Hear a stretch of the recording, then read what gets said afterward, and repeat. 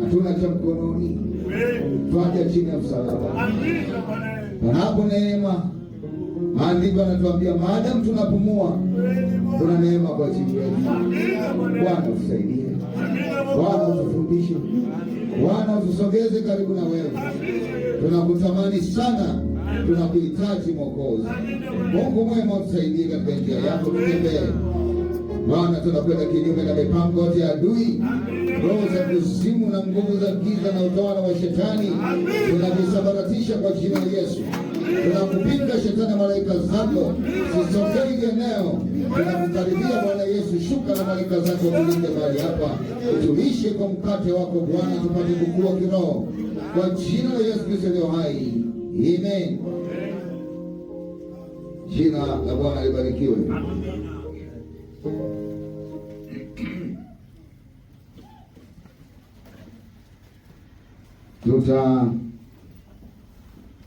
Tutakwenda kusoma katika Yoeli.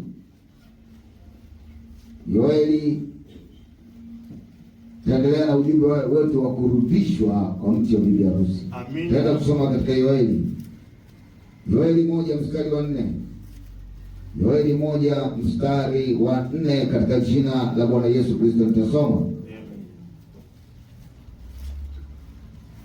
Yoeli 1 mstari wa 4. Yoeli 1 mstari wa 4.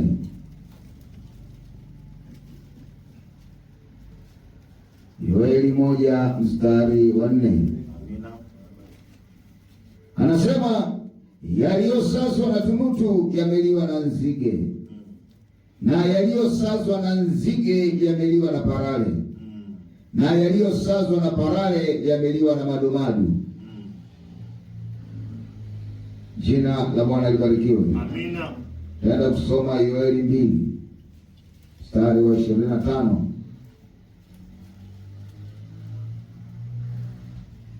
Nami nitawarudishia hiyo miaka iliyoliwa na nzige na parare na madumadu na tunutu, jeshi langu kubwa nililotuma kati yenu, nanyi mtakula chakula tele na kushiba na kulimili jina la Bwana Mungu wenu aliyewatendea mambo ya ajabu, na watu wangu hawatatahayari kamwe. Tenda kusoma Mwanzo 20. Mwanzo 20.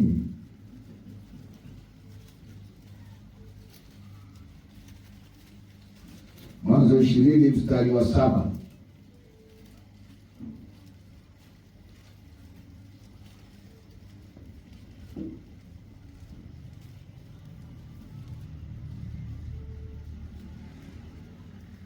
Basi sasa umrudishe mwanamke kwa mtu huyo, maana yeye ni nabii, naye atakuombea upate kuishi.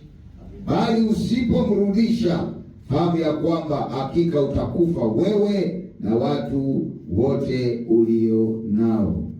Bwana aongeze baraka zake kwa kusoma kwa neno lake, na tukaketi.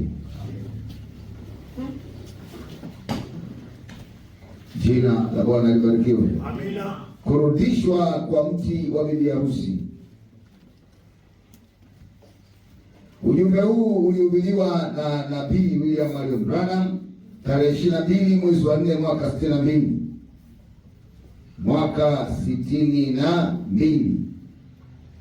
Jina la Bwana libarikiwe. Amina. Kurudishwa kwa mti wa bibi harusi. Sasa tukiangalia wale wadudu wote waliotajwa ni mdudu wa aina moja, ila katika stage tofauti, katika hatua tofauti. Anaanza kiwavi, sijui anafikia nani. Sasa yale majina ndio ametaja, lakini mdudu wa aina moja, akiwa anabadilika mpaka anakuja kuwa mdudu kamili. Jina la Bwana libarikiwe. Amina. Sasa ile maana ya kimwili ina maana pia kiroho. Ombi langu kwako ndugu yangu, dada yangu, weka umakini katika kujifunza habari ya Bwana. Amen. Kweli Bwana. Fuatilia kadiri tunavyoendelea, ili uweze kupata vitu fulani vitakavyokusaidia katika safari ya kumsogelea Kristo. Amen. Kweli Bwana.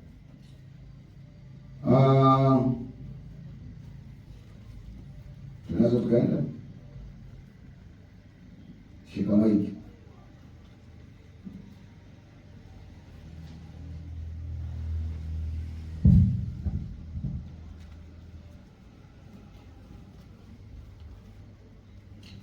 I've tried to hold steady. Nimejaribu kusimama imara. Kwa hiyo ni dhamira yetu sisi wote, kusimama imara katika Kristo. Amina. Restoration maana yake tunarudi mahali ambapo Mungu anatutaka tuwe. Kumbuka kanisa lilianza siku ya Pentekoste pale Yerusalemu. Jina la Bwana libarikiwe. Kanisa lilianza siku ya Pentekoste pale Yerusalemu, lakini shetani akaja akalishika. Badala ya kwenda wanafunzi wa Yesu Kristo wanaoitwa wa Kristo, likaanza dhehebu Rumi.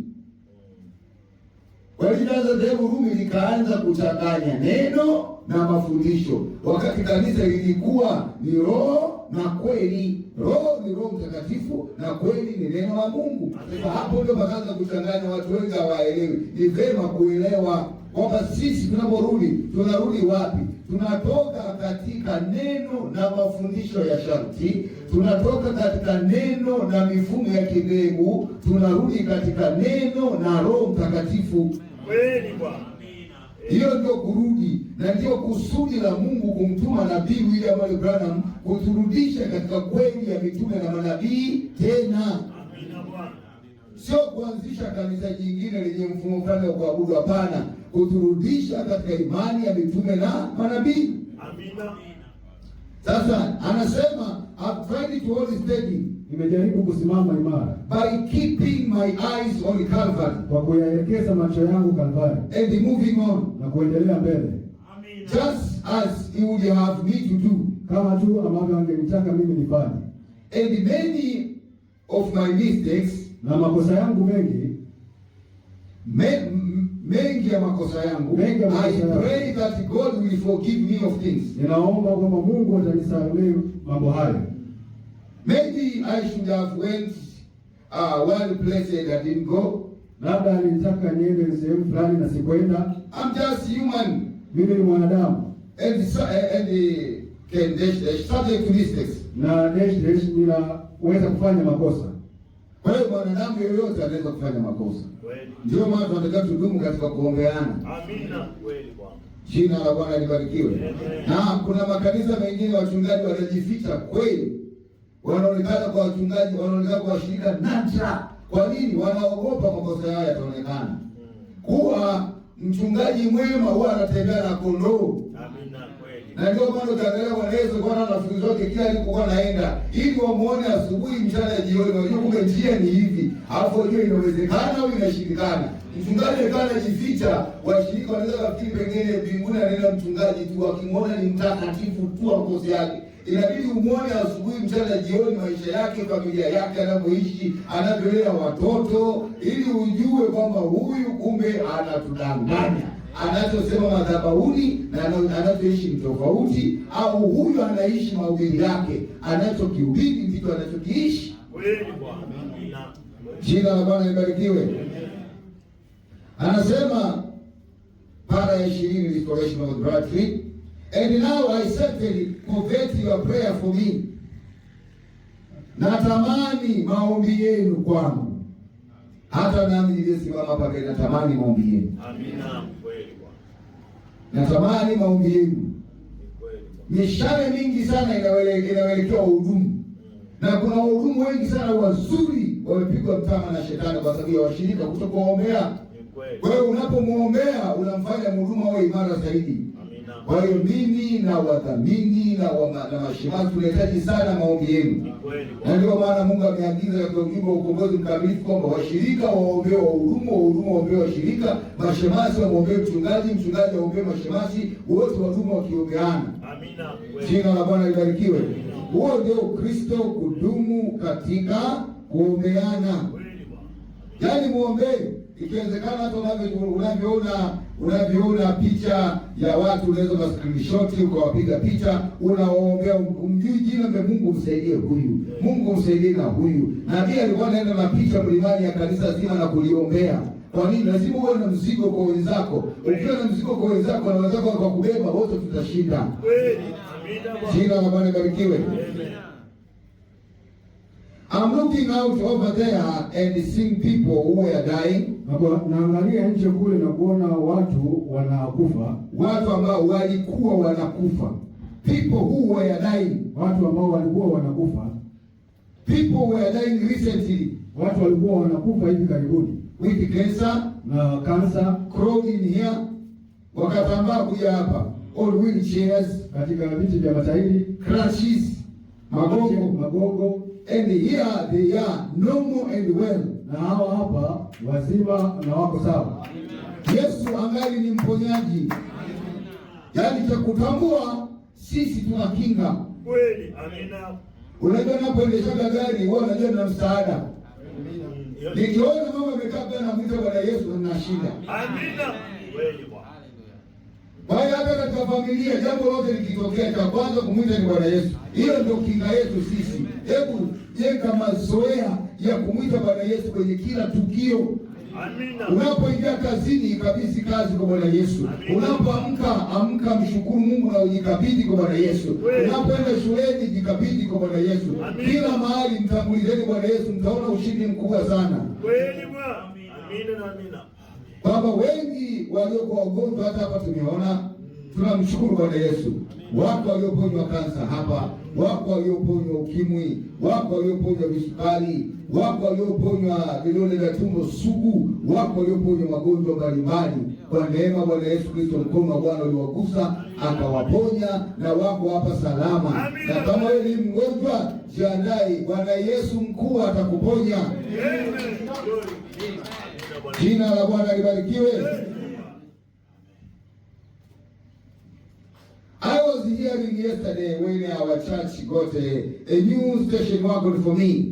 Nilikuwa nikisikia kuwa jana kanisani kwetu walipata huyu. Yaani anasema anashukuru maskani ya Branham walikuwa wamenunua station wagon. Station wagon ni gari ya kifamilia. Walinunua station wagon, gari ya familia mpya kwa ajili ya nabii. Dhana hapa ni upendo kwa ajili ya mtu mwingine. Yaani jisikie kufanya jambo kwa ajili ya mtu mwingine, ila sio mtego. Kuna mtu mwingine anaweza kukuletea kitu kumbe anakuletea bomu, hiyo hatutaki. Tunafanya jambo kwa moyo mweupe. Tupendane, tulipende kanisa, penda mmoja kwa mwingine, tujaribu kusaidiana, ndio njia nzuri ya kuishi Ukristo. Amina. Hiyo ni kweli Bwana. Jina la Bwana libarikiwe. Amen. Na naposema visimaanishi kama mnihudumie mimi, tuhudumiane mmoja kwa mwingine, tuishi upendo. Lakini tusifanye kama lazima utoke ndani ya moyo wetu. Ukitoka ndani ya mioyo yetu tutakaa sawa sawa. Jina la Bwana libarikiwe. Niliwashukuru wiki iliyopita kwamba naona wengi wakilifanyia mambo mengi makwata, nikirudi dada ataniambia wameleta hiki, wameleta hiki, wameleta hiki. Mimi nawashukuru sana. Hamjawahi kutuacha. Lakini tupendane mmoja kwa mwingine. Tukisikia mtu mgonjwa tunamhudumia. Huyu ana shida tunamhudumia. Huo ndio Ukristo unavyotaka. Kuishi kwa kuchukuliana mizigo. Lakini kwa moyo mweupe. Usiseme nisipoenda watanisema, hapana, hatuna hiyo tabia na hatutaki kujenga hiyo tabia. Tunataka kujenga tabia ya upendo wa hiari. Amina. Jina la Bwana libarikiwe. Amina. Well, this is training here. Jema, hilo ni funzo hapa. Hapa ni mafunzo, tunajifunza. Yaani kila kinachokutana tunachozungumza, tunajifunza. But out there you are on the battlefront. Lakini nje kule uko katika mstari wa vita. Kule unaenda katika uko vitani. Kule uko katika uwanja wa vita. Mstari wa vita, uko katika vita kule. Maana unakutana na wasioamini wengi. Sasa haya unayopokea hapa kayatumie kumshinda adui. Amina. Hiyo ni kweli Bwana. We are going to face the enemy now. Tunakwenda kumkabili adui sasa. Naona tukitoka hapa tunaenda kumkabili adui. Dunia leo inashikilia kitu ambacho hata Mungu hakusema. Kabisa. Wako watu wanaenda kanisani wakifikiri wanamwabudu Mungu, kumbe wanamwabudu shetani. Yaani dhamira yao na nia yao ni kumwabudu Kristo, lakini wanajikuta wanamwabudu shetani bila kujua. Kweli Bwana. Amina. na huu ni mpango wake tangu Edeni. Jina la Bwana libarikiwe. Na kwa nini huwa anasoma? Huwa anasoma sasa, ni hatari sana, hatari kubwa sana kuchukua chaguo la kutoa taarifa ya kusikia. Taarifa ya kusikia ni rahisi sana kubadilika. Tutaenda kuiona mbele. Jina la Bwana libarikiwe. Amina. Yesu Kristo niko hai. Anasema, is he alive? Yeye yuko hai. Or is it he alive? Au yeye hayuko hai? Is this just a fiction story? Je, hizi ni story za habari za hadithi za kufunga? Or is this the truth? Au ni kweli? If he is alive, kama yeye yuko hai, he made a promise. Alifanya ahadi. Alitoa ahadi. He made a promise. Alitoa ahadi. I'll be with you always. Nitakuwa nanyi siku zote. Even to the end of the world. Hata mwisho wa dunia. Amina. Jina la Bwana barikiwe. If he comes in among us here and proves that is, akija katikati yetu hapa na kuthibitisha kwamba yuko hapa, then there is no about it. Basi hakuna kitu kingine chochote kinyume chake. Yaani hakuna kitu cha kuguni kama alikuja na kujithibitisha. Nataka niulize, nani siku moja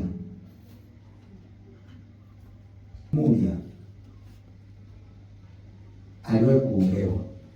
Sio lazima na mimi kuombewa. Ulikuwa unaumwa kweli kabisa, akakuombea, halafu ulipoombea ukapona kabisa, ulishangaa maumivu yamekata ghafla. Hakuna, yaani wewe ni ushahidi wewe mwenyewe unao. Hebu nyosha mkono kwa Bwana. Kumbe karibu wote, ile ni Mungu alikuwa anajitambulisha yeye yupo. Amen. Na kwamba anaweza yote. Hebu tumpe makofi.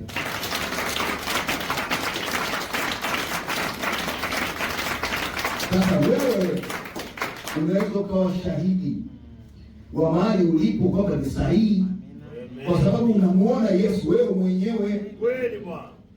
Haukai kwa hadithi zilizotungwa, umemuona mwenyewe. Unaweza ukathibitisha, jamani, mimi huyu Yesu nimeona akiniponya, nimeona akinishughulikia.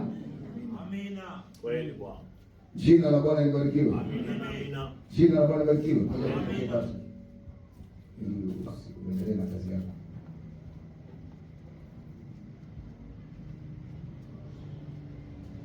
Nilitoa wiki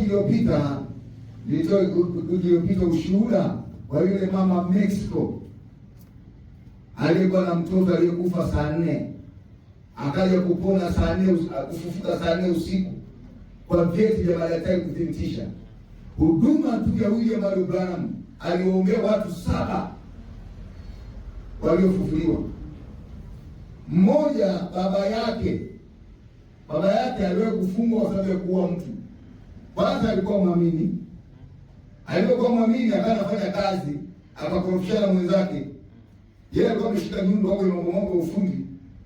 Mwenzake akaenda kumpeleka mahali kwa kumwangamiza. Yale amekosea mwenzake, akaanza kama anataka muue hivi. Anataka mpeleke mahali pabaya. Unajua shetani huwa anawaingiza Wakristo kwenye kona. Kuwa makini. Na hata asubuhi unapoomba, omba nikinge na mabaya yote yanayoendelea na shetani. Kwa sababu shetani huwa anaandaa mabaya awaingize waamini katika mitego, usiingie. Omba yafute kabisa kwa jina la Yesu. Nami nawafutia wote mabaya yaliyoandaliwa na shetani kwa jina la Yesu. Kwa hiyo sasa leo ndio mbona nataka kunipeleka mahali kwa kwenda aina kaunga kupeleka mashine nataka kukupeleka na kukatakata. Yule jamaa akasema, yule jamaa ni mjinga, akamshushia nyumbe. Nyumbe ikatoka jamaa kichwani, akafa hapo hapo. Wakamkamata pale. Walipomkamata pale moja kwa moja wakawa wanampeleka, yuko katika ujumbe wa God's power to transform, nguvu za Mungu za kugeuzwa. Somo hilo ndilo utapata hiyo. Wakamkamata akaenda akafungwa kwa kuua bila kukusudia. Aliporudi kutoka gerezani akaanza kunywa mapombe, akaacha mambo ya imani na nini. Mtoto wake kwanza akafa. amekaa kama mtoto wa pili kaliko mahututi. Mungu akamwisha nabii Ono. Yule jamaa alirudi kwa magoti. Mabaya mengi yanatupata tunapotoka nje ya njia ya Mungu. Mabaya mengi chanzo chake ni kutoka njia ya Mungu. Ukikaa kwenye njia ya Mungu huwezi kupata mabaya. Amina. Huwezi pata mabaya. Na wengi mna ushahidi wa maisha yenu mlipotoka kwenye njia ndio shetani aliwapiga. Ukitaka usalama kaa njiani. Amina. Jina la Bwana libarikiwe. Amina. Yule mtu akarudi akatengeneza maisha yake na mtoto wake aliyekuwa anakufa akapona. Yule mtoto na pia kaenda pale mtoto kumshika kumwombea mtoto akakata roho hapo. Lakini baadaye akatujia kaliangalia Ono lilikuja na kanuni yake akapona. Sasa hata katika kuomba nataka nikwambie ndugu yako thamani. Kanuni ya kuomba ukiwa unaomba tu hivi utakosa. Kanuni ya kuomba cha kwanza tubu wewe mwenye maisha yako. Wewe unayeombewa. Hapo unayeombewa tubu, anayeomba atubu. Amina. Hiyo tu ya kwanza. Alafu wasameni wote walioudhi. Inasema kila msimamo na kusali, sameni mkiwa na neno la mtu yeyote. Kwa sababu ile chuki haikusaidii.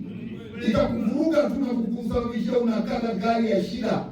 Kuna watu wanaumwa magonjwa sababu ya vinyongo na chuki. Na hasa vidonda vya tumbo. Vidonda vya tumbo vinatokana na kuficha mambo bila kuyaeleza na kusema uongo. Kusema uongo vipi? Ni kuzungumza hali ambayo haiko. Una shida, hauna amani, kuna amani. Nayo amani. Kumbe ndani huna, utapata vidonda vya tumbo. Kwa sababu unapishana na mwili wako. Mwili wako ukuumbwa kusema uongo.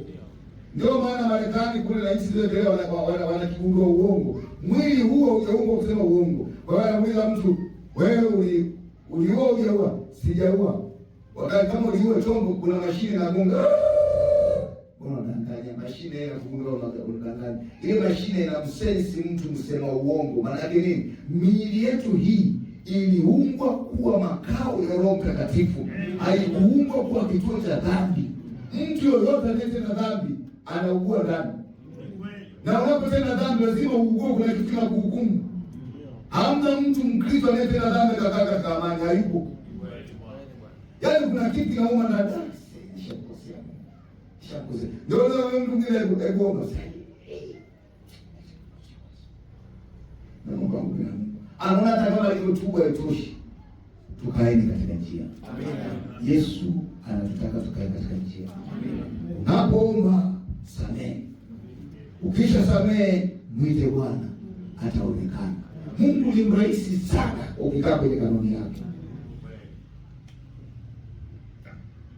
Anasema may our heart receive him today in the power of the Holy Spirit. Hebu na mioyo yetu impokee leo katika nguvu za Roho Mtakatifu. Usiwe Mkristo tu jina. Usitamani kuwa Mkristo jina, tamani kuwa Mkristo mwenye nguvu. Kanisa la kwanza ndio tunakorudi huko, ndio maana ya kurudi. Kanisa la kwanza Petro kivuli chake kinaponya wagonjwa. Lakini Petro na Yohana walipita kwenye mlango mzuri, walimkuta kiwete anapona. Amina. Filipo anaenda Samaria, anafanya miujiza mingi mpaka mchawi anasalimisha uchawi wake. Lakini Stefano anakuja mbele ya watu anawaka. Yaani anawaka nguvu ya moto, nuru iko juu yake, utukufu wa Bwana. Kwa nini? Ni muombaji sana.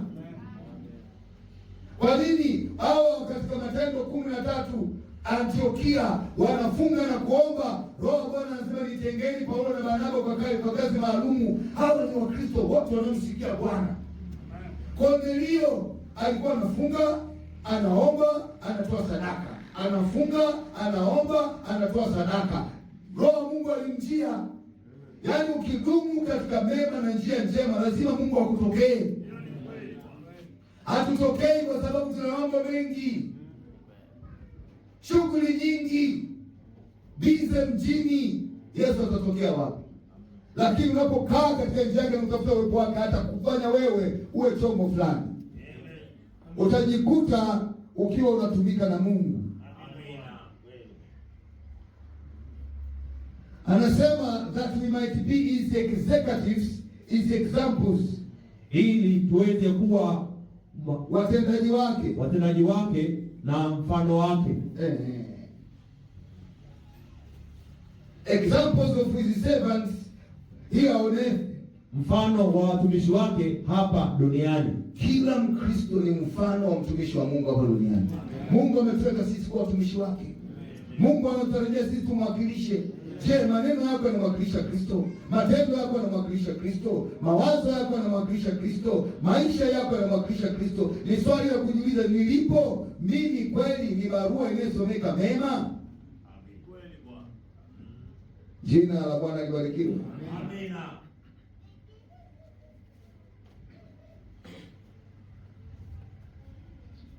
Cha kufahamu para 67. Now we got to remember that Christ died for the ungodly.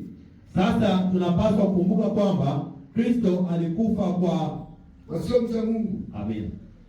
Kristo alikufa kwa ajili ya wasio mcha Mungu, wenye dhambi. Alituhurumia wenye dhambi, akafa ili tusiwe watenda dhambi tena. Amina. Ndio maana Warumi 6:1 nasema, je, tuendelee kutenda dhambi ili neema izidi kuwa nyingi? La hasha. Sisi tuliyeifia dhambi tutaishije tena dhambini? Mtu anasema mimi ni Mkristo, mimi ni muamini, bado anaendelea kutenda na dhambi. Huyo ni muamini? Huyo ni muamini? Hapana. Wengi wanaojiita waamini sio waamini. Jina la Bwana libarikiwe. Amina. Wewe unamfanya Yesu mjinga. Anasema tumepita toka mautini kuingia wapi? Na dhambi ndio mauti. What shall we say then? Shall we continue in sin that grace may abound? Tutasemaje sasa? Je, tuendelee katika dhambi ili neema izidi? Izidi kuwa nyingi? Izidi kuwa nyingi? God forbid. Mungu na azuie hilo. How shall we that are dead to sin live any longer therein? Sisi tuliokufa katika dhambi tunawezaje tena kuendelea? Sisi tuliokufa katika dhambi tunawezaje kuishi tena dhambini? Amen. Kuokoka ni kuifia dhambi na kuishi maisha yaliyogeuzwa. Wewe unaendeleaje kuishi maisha ya dhambi ndani ya Ukristo? Acheni sana Mungu basi. Yaani ni jambo la dharau kwa Mungu. Unaamua kumfedhea na kumkanyaga dhahiri. Yaani wewe unamdanganya mwanadamu, umemdanganya Mungu. Sababu Mungu ndiye alikwambia geuka. Alafu unaendelea kuishi maisha ya dhambi ndani ya Ukristo. Yeye alikufa kwa ajili ya wasio mcha Mungu, ili wasio mcha Mungu wageuke wawe wacha Mungu. Sio waendelee kuwa wasio mcha Mungu. Vitu vingine vinanania bila hata faida. Ingekuwa wanawake wakivaa suruali wanaolewa, kweli tungesema jamani, vaeni mkaolewe. Mungu atawasamehe mkishaolewa mtubu. Lakini ukivaa unaonekana kahaba. Sasa nini kumng'ang'ania? Ila mimi nisingekwambia baba. Narudi hapo, nisingekwambia baba ukaolewe. Hata kama ingekuwa ukivaa suruali unaolewa, nisingekwambia baba. Sababu mimi siwezi kukanyaga neno la Mungu. Mimi siwezi, kwa jinsi Mungu alivyo msaada kwangu, mimi siwezi kukanyaga neno la Mungu. Amina. Lakini kitu kile kwanza kina faida. Mtu anajipaka marangi huku, anapaka huku, anakwenda kimjuzi aina ya salamanda. Alafu watu wanamwambia umependeza shoga. Hivi kama sio wanakudanganya, wewe huwezi kujiuliza hivi kupendeza. Mungu aliyomuumba mwanamke alienda kupumzika, ndio kiumbe pekee kilicho kizuri kuliko viumbe vyote. Yaani katika viumbe ukiangalia ng'ombe dume ndio mzuri kuliko jike. Mbuzi dume anampaka ndevu, yaani ukiangalia jike yuko tu. Na ana sauti zake za aina mbalimbali beberu. Beberu amekaa yuko smart. Kuku jogoo ni mzuri kweli kuliko mtetea. Na jogoo ana rangi nyingi kuliko mtetea. Hata ndege walioona ndege wazuri wengi ni ndege madume. Hata ukisikia tausi wa Ikulu yule anaitwa mwaga manyoya hivi ni dume yule, anaitwa peacock. Lakini ukimchukua piheni wake, yaani jike wake, hana hata kamkia ni kadogo kabisa, hana manyoya kama yule dume. Dume ndo anatembea na ringa na chanua manyoya namna hii, tausi. Ukiangalia nice. Angalia wanyama wengi sana. Amwangalie simba simba ana mioyo yake anatikisa ngicha. Yaani akiwa ukimwangalia simba jike yuko kama mbwa tu, hamna lolote, hana mpya. Yaani katika wanyama wote na ndege na viumbe vingine, dume ndio mzuri kuliko jike. Katika wanadamu ametuweka wanaume tu, tuna vipara, tuna mandevu kama mpunga, tuna nenepa kama mapipa. Ukiangalia ni tupo na masauti yetu ni mabezi. Wanabariki. Yaani wanawake wameweka visauti vizuri. Wanabariki. Watu wakiimba visauti vyao ni vizuri, warembo, ngozi nyororo, sisi ngozi zetu zimekaa ngumu. Wengi mnaenda hata kwenye scrub na fashi, bado ngozi zenu magumu, lakini wanaume asili ya kiume inatokea tu. Jina la Bwana likiwa. Lakini wanawake wamewekwa kuwa warembo, nywele zao zimejaa, wala hawapati maupara kama sisi. Wamewekwa na ngozi laini. Sisi sasa ukiangalia ilikuwa wanawake ndio wamekuwa wachache zaidi kuliko wanaume, sio kweli? Mwili wa mwanamke ni mwili wa kuficha. Lakini leo mwili yao wanaidhalilisha na kuiweka nje waziwazi. Hii ni tabia ya shetani. Yaani shetani anaamua kuwadhalilisha wanawake. Na amefanya hivyo toka mwanzo, alimkamata Eva. Toka shetani amkamata Eva, anataka wakamate wanawake wote. Usikubali kukamatwa na shetani. Usikubali. Jina la Bwana libarikiwe. Na ukisoma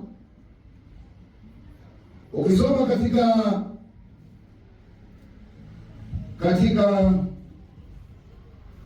Zefania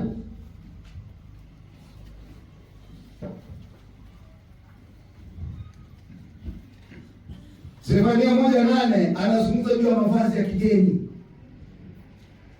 And it shall come to pass in the day of the Lord's sacrifice, ili siku za dhabihu zenyewe, that I will punish the princes, kwamba nitawapa adhabu wafalme, and the king's children, na watoto wa wafalme, and all such as are clothed with strange apparel, na wale wote wanaovaa mavazi ya kigeni. Unaona? Mungu anasema atawaadhibu wanaovaa mavazi ya kigeni. Leo mavazi ya kigeni hapo, nguo mtu anavaa sio gauni, sio shati. Haujaona? Haujaona nguo za kigeni? Nguo za inafika hapa. Sasa hapa ni wapi? Alafu anamalizia na suruali. Hili ndio ikafikia hapa. Hili ni gauni la kigeni. Hili ni nguo ya kigeni. Anavaa utumbo unamchora kama alivyo mpaka manundu yake yote yanaonekana. Ile ni suruali. Suruali nini ile ivaa? Umeona suruali? Lakini wanawake wanavaa utumbo. Kweli? Kweli. Yale ni mavazi ya kigeni. Kwa hiyo Biblia ikuacha kujua kwamba siku za mwisho watu walikuwa wanavaa mavazi ya kigeni. Yaani mtu mwingine ni mnene kama pipa, amevaa kiutumbo kimemtoa kuanzia nyumba hadi chini. Hapo anatembea na kipochi chake, amejipaka huku juu kama amenyoa hizi nyusi za Mungu, ameweka kama beni za gari, macho ameweka mjusi na ramanda, hapo anatembea. Sasa hizi jamani, Yesu anawapenda. Hivi Yesu anatupenda, wewe ni aje kwa shetani?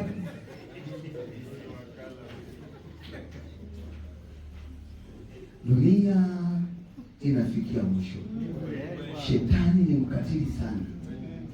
Shauku yake ni kuwapeleka watoto kuzimu. Usiende.